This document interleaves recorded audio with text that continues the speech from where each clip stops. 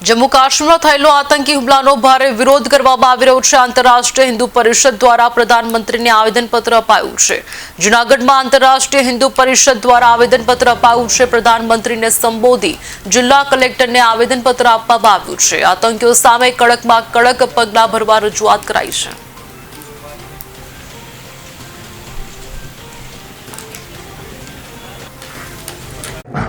गौरव सुकानंदी जिला महामंत्री आंतरराष्ट्रीय हिंदू परिषद जूनागढ़।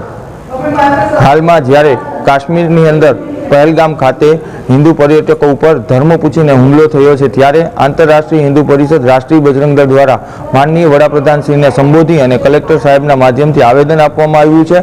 अने आवेदननी अंदर जे आ धर्म आधारित हुमलो थयो छे तेना कारणे हिंदू समाज आक्रोशित और आघातजनक परिस्थिति अनुभवी रह्यो छे त्यारे सरकार श्री द्वारा आ ત્રાસવાદીઓ પર કડક પગલાં લેવામાં આવે, એમને સજા કરવામાં આવે તેમજ આવો હુમલો સ્થાનિક સહકાર વગર શક્ય નથી। તો સ્થાનિક જે આવા ત્રાસવાદી પ્રવૃત્તિઓને સમર્થન કરનારા લોકો છે એના ઉપર કડક કાર્યવાહી કરવામાં આવે અને સાથે સાથે જે જમ્મુ કાશ્મીરના હુમલાની અંદર પીડિતો છે તેમના પરિવારને સરકારશ્રી દ્વારા આર્થિક સહયોગ કરવામાં આવે।